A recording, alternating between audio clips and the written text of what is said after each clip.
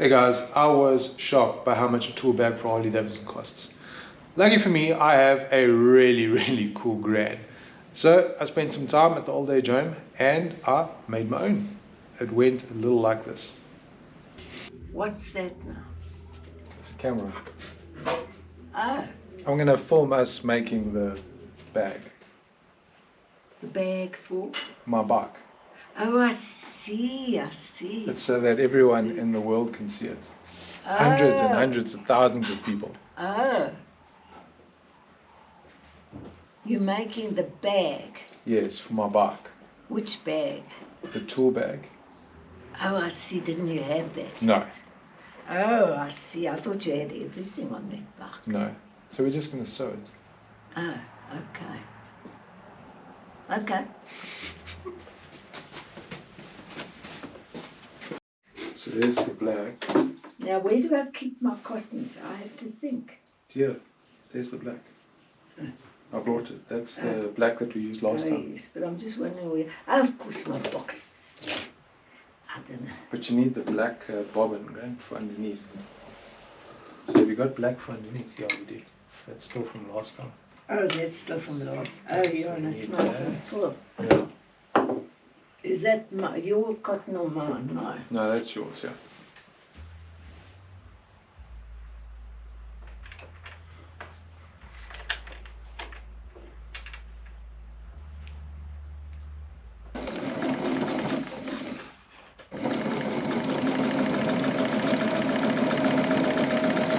Barker sewing.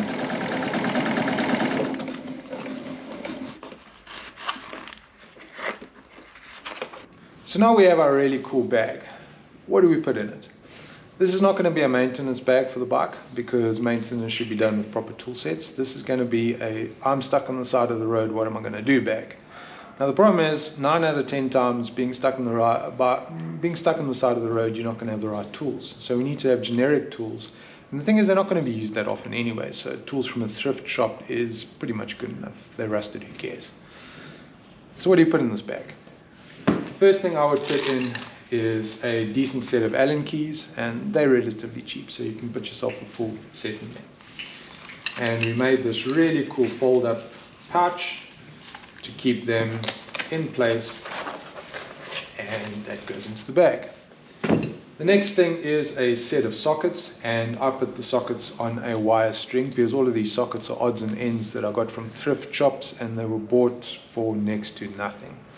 A nice little tube goes over the end so that they don't come off.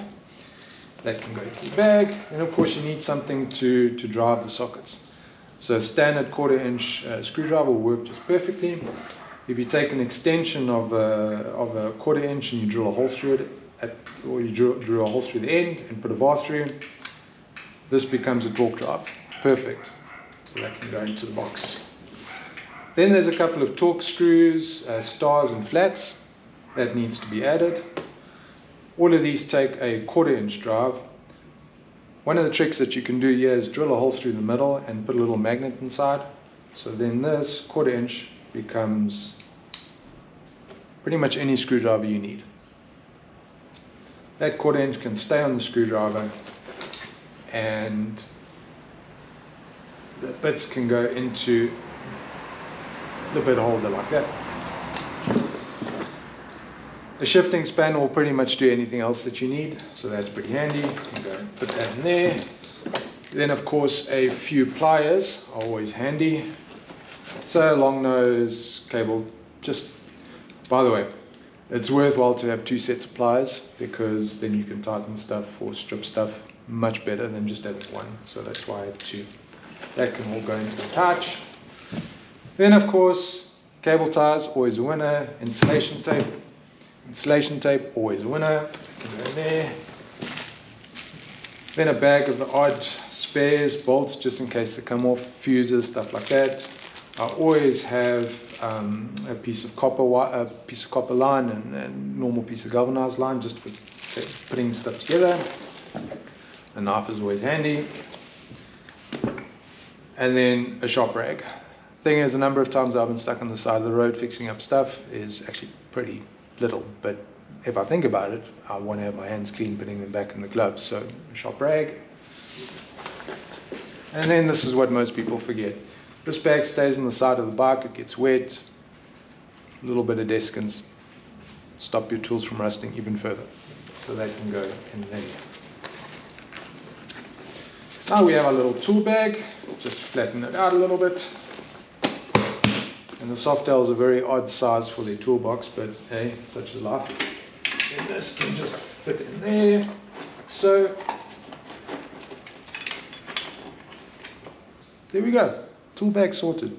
Hope you enjoyed the video. Thanks for watching, guys.